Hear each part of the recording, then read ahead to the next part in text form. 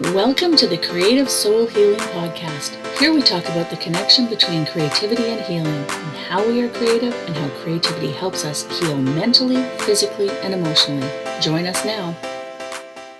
Hi, everyone. Larissa Russell of Creative You Healing. Welcome to the Creative Soul Healing Podcast. Today I have with me Sharon Glassman. Healing like love can find us when we're not looking for it. Sharon was busy working on a novel whose fictional hero turned out to be her true self. Writing that book rewrote Sharon's life, helped her recover from debilitating grief and discover her introvert superpowers. It inspired her to leave Brooklyn for Colorado and launched her career as the designer and songwriter of a new line of musical greeting cards and gifts called Smile Songs that help other folks celebrate their best selves and find beautiful paths to healing too. So welcome, Sharon. Thank you so much, Larissa. It's so exciting to be here. I'm excited. I was on your website. I saw your cards. I just thought they were so cool. And so can you share some of your story and the path that sort of brought you to where you are now? Yeah, it was a long and winding road, but in the end, it all made sense. I started out as a journalist in New York City who was terrified of interviewing people. And so what happened was I began to hack storytelling. And I didn't know the word introvert yet, but I feel like that was why asking questions just felt so exposed and I wanted to get it right. And so I started performing stories on stage. And what I did was once the pressure was off me to publish, I was really comfortable interviewing people. And so I would interview them about their love stories. I did a whole piece about a program at the New York City Post Office that I don't think exists anymore, where people could come in and fulfill the wish list of kids and families in need and play Santa, anonymous Santas. So I was sort of a conduit for stories. And around, I don't know, about 10 years into that process, I realized that I had been a violin player in elementary school, high school, but again, too scared to sit up front. I was always hiding in the back. Like we would take these little seating tests and they'd be like, you're not that bad. You should go up. I'd be like, no. So I joined a community orchestra. And from that point, music began to enter and combine with my storytelling process. And we had mentioned I was working on a novel and I was working on it kind of obsessively. And I thought that the main character was my first boyfriend who had died when we were 20. He was fatally ill when we met at 16, and we went through that journey together quite young of someone being terminally ill and not surviving. And I was in my 30s at that point, and I was almost annoyed that it was back, that I hadn't been able to hack this grief and move past it. And the minute I finished the book, I had a manuscript that I was ready to send out, and the letter carrier came and said, I have 2 pieces of mail for you in exchange for this package.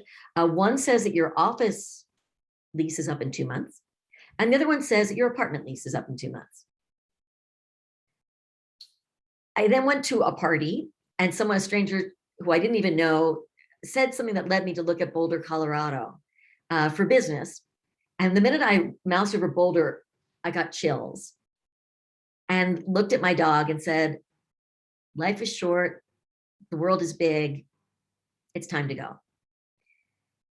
And when I got to Colorado, all the pieces started coming together. I answered the wrong Craigslist ad and became a fiddler in a country rock band. I thought I was going to jam at someone's house, but it was actually an audition. That led me to consider the idea that singing was something that real people did and could do, and ended up starting my own band. And when our guitar player quit, became the singer-songwriter and guitarist. And then stuff really happened when I was performing for small groups of folks, a lot of them introverts. Someone said, if only we could take you home and put you on our wall so we could hear your music when we wanted to feel good, but also see the happiness that surrounds you. And I took it as an assignment. It was probably a casual comment, but that is the moment that led to a couple wrong turns that eventually led me to realize that greeting cards were really the gift that could do this and allow me to combine micro storytelling, artwork that I would create, and then custom craft a song so that you feel good the way you do in real life when you hear something and feel something and see it. So long and winding road, but from terrified in NYC to really happy in a town they call the Brooklyn of Boulder, Colorado. I love that because, I was on the website and I was listening to some of it because you have little clips from the cards, and then you have artwork, and I just love the idea of it. And just having that, that little bit of happiness that you can give to other people. Right. And from a comment that someone said, I wish I could take you home and put you on my wall. And Be you careful can. what you ask for, because I'm going to do it. So what then does healing with creativity mean to you? Well, having experienced the experience of being directed, again, going back to this book that I was writing and developing this character and having almost an inability to stop, and finding out that that process diagnosed me. It shifted. I wasn't grieving my boyfriend. I mean, obviously I still miss him, but it was really focusing my attention on myself, which is something that I'd never done. And looking at the idea, because my main character was invisible except to someone who loved him. The idea of invisible illness, it just opened up all these things. So I sort of feel like in some ways creativity can take the lead and direct you to healing where maybe your linear mind, my linear mind at least, wasn't able to go. So tapping an inner voice, that's definitely one way. Yeah. And so you play music, you are a writer, you sing, and you create cards. I'm assuming you do art as well. Is there anything that you can't do? So let's just ask that. Yes, many things. I am not a gifted dancer. I can be a goofy dancer, but I'm definitely not. Spatial space is not my friend. Spatial relations, things in space, concepts are really my happy place. So yes, I would say that I'm more of a baker than a chef because I can follow the directions, and I cook, but I think I'm probably safer with a recipe. So I'm like a structured creative in some way. I like having a framework. And yes, so there are definitely things. I ran a half marathon, but I've never run a whole one. So there's that. I love that because creativity is in everything we do. And I love that you sort of have an understanding of where you're best at it. You've tried and you know that you are really good in some areas and maybe not so great in others. And that's just fine, right? Yeah. So yeah, sorry, go ahead. No, I was just going to bring up the idea of wabi sabi. Are you familiar with Yes, yeah. That's what you just made me think of, is that, there's two ways we can look at it. Like, I can go dancing and be like, wow, I'm really I just stepped on my own foot, or sort of embrace the imperfection, the beauty of the imperfection, and go, I'm having a great time. Like, I don't think I'm going to make it onto Dancing with the Stars, and that's okay because this is my form of happy. So there's a little of both. Exactly. I love that. I love that. Not afraid to try, but just knowing that may not be the perfect thing for you. So you create for your business now, right? Your cards and your songs and your band. So do you have other creating that you do just for you that you don't share? Yes. I haven't done it in a while, but I do paint watercolors with Q-tips. This goes back to the wabi-sabi thing. I am not good at holding a brush, but I can pilot a Q-tip. So I have done, I don't know if I can find it on my phone, but I did a watercolor that is actually let's see, you can't see it behind all my apps. I don't know. Let's see, how do I get rid of all the apps? Right. So it's probably hard for you to see, but no, you probably can't. There you go. Oh, yep, there we go, yeah. So I painted my screensaver, and if you can see where the paper sort of got all wrinkly and stuff. And so that's Q-tip watercolor on watercolor paper. And I really like the design. And I was like, I'm not, it doesn't work with my line, but it definitely makes me happy. So now you all know my secret. That is my secret, creativity. I love that. I love that. So do you make time then because you create for your business, do you make time every day for that? Or do you have a schedule for that? How do you make that work for you?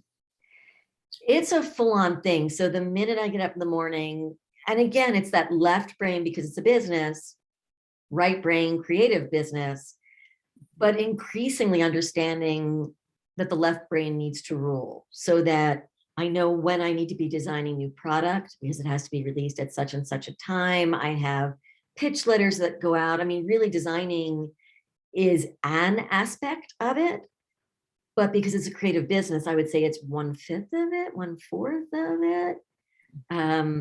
Which isn't to say that I don't sneak it in. Like tomorrow I'm doing, I'm releasing a new birthday card for those of us who have birthdays squished into the winter holidays. It's very last minute. But you too?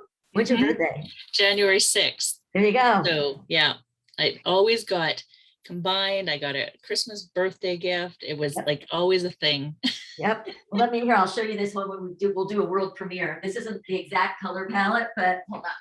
So this is the, and again, I'm never very good at navigating this, but this is the Happy Solstice, Hanukkah, Christmas, Kwanza, New Year adjacent birthday card. I love that. Right? And so what's cool is today I had the joyful assignment, had to write the Happy Solstice, Hanukkah, Christmas, Kwanzaa, New Year adjacent birthday song. And here's the, so here's my work in progress. And here's my lyric sheet. Here's my mic. My guitar's over back there. And so first thing tomorrow morning on my to-do list is to get this up and recorded, to get the QR code set, to get it out to the printer. Mm-hmm. And their deadline is 11:30 Pacific. No, 10:30 Pacific, 11:30 Mountain. So again, super creative. I'm really excited, and there's a lot of hammers being like thrown, As a person who runs a creative business, I completely understand. Right? Because there's the creative part of you and there's the business part of you, and sometimes they collide. Sometimes they work well together. Sometimes there's a collision. Those deadlines. And when you have to be your own grown-up, it's because I always think of the creative part as like, we think of that as like the idea of the child running free. And then there's the grown-up that's like, and you need to do this other thing. Yes. Like I spent a half an hour at the UPS store sending out a package and deciding insurance levels. And I was like, really? And I had to make a left turn in the car, which I really don't like. Come on, this is, Just being out in the world, which then brings me to COVID and how that has affected either your creativity or, how you access the world with your creativity. Interesting. And again, this is a little bit of the introvert thing and the highly sensitive person thing. So I was inside a lot anyway. Like I go out and I have very fortunate to live near a man-made lake and I have a view of the mountains and I go out every day and experience nature, but then I really come in and work with my head down until my day is over. But when COVID hit, and I know a lot of, I have an online store as well as doing wholesale, I felt it would be rude to put my products out there. So I actually went in reverse. Whereas I later learned for people who were like, actually, people needed stuff. And it was like business was booming. So in a weird way, COVID didn't negatively affect me. I negatively affected me for fear of seeming disrespectful to a pandemic. So there was that, which was a little funky. The other thing is I started adding flowers into my office. I love it. Ain't you right? Yeah. It's like, I love these. It's so much. And do you ever watch Friends? Are you a Friends person? I've seen it. Yeah, I'm not super interested. Well, there's a whole plot point where Phoebe, the most creative, I think, of the Friends, you can't give her flowers because they die and then she has a funeral and she gets really upset and she goes in the morning. Yeah. That was definitely my mindset. And so I had to sort of get past the flowers are going to go away thing to enjoy actually how awesome it is to have flowers in my space, which but I still do get very sad. I won't lie. I do have a little weepy moment when they have to go away, but But then you get more. You get more. And I think also one thing we've learned in the past couple of years is that life is precious and fleeting, and things do come to an end sooner or later. We don't know. So you might as well to not have the flowers because they're going to die. There's probably a big metaphor in there that I'm not quite able to explain, but it seems like we might as well have the flowers. Yeah, I absolutely agree. I've always been one to have the flowers, but now I'm noticing more people understand that. Just get yourself the flowers, right? It's so important to do that. Yes. So what creative healing modality do you use the most for your own self? What's your healing modality? My healing modality has always been listening. So I go out, we have a tree in the backyard. And again, just coming from being in Brooklyn, where I was in a 1-bedroom north facing apartment, there were trees, but there wasn't like my tree. But we have a tree in our backyard that has these really fantastic leaves that make a really just great rustling sound. And so I go out in the morning, I'm drinking my coffee, reading. And if the tree is rustling, like my whole day is set. Like I am done. I'm happy. Like I'm set to go.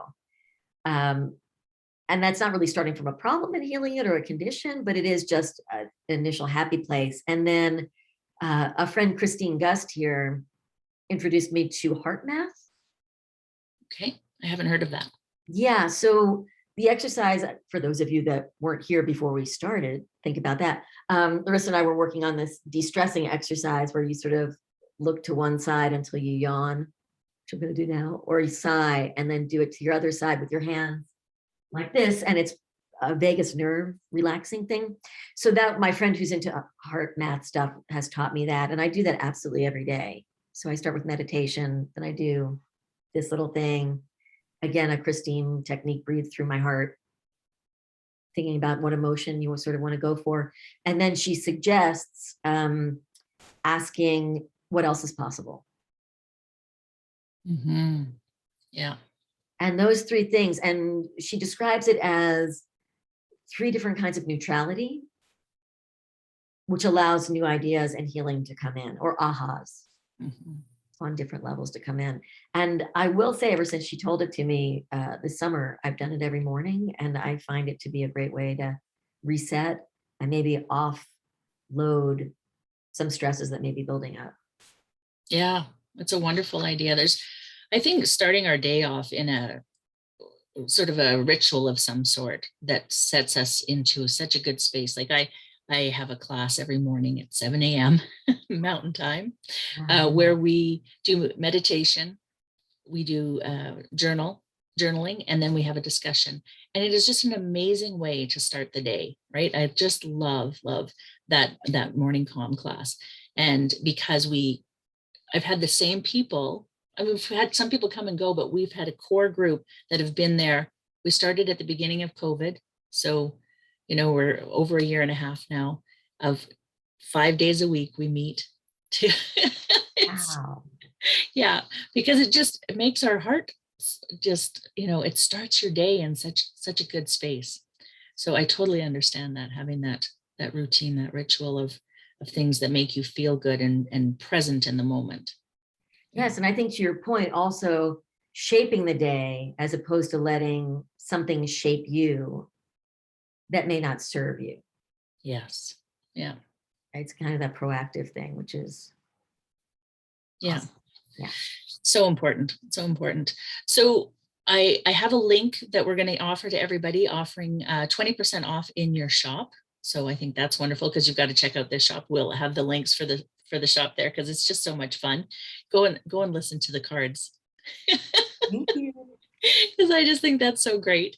And is there anything else you'd like to share that we maybe didn't have a chance to discuss today? I'm a big advocate for finding happiness, like almost living life like a little bit of a treasure hunt, and being open to being surprised. That's just one of my happy places. That I find that there are so many ahas if we can listen or look at something with a fresh point of view, which I guess really is creativity in action. And I really appreciate the chance to chat with you. And I love what you're doing, Larissa. It's such a positive, powerful topic. Mhm.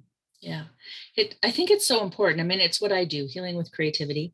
I think all creativity can be healing, but when we create with intention, we can heal exponentially.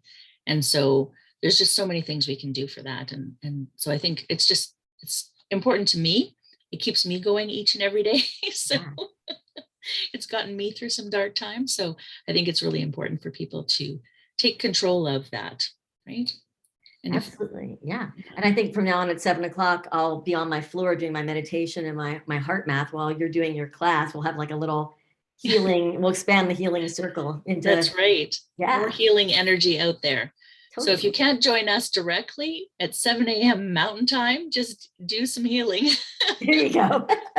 Perfect. Perfect. Well, I want to thank you so much for being here today. Thank you. Thank you so much for having me. Yes. To our listeners, we will see you again next time. And in the meantime, I wish for you amazingly creative days. Thank you for listening. If you found our podcast of interest, we'd love for you to leave a review wherever you listen in.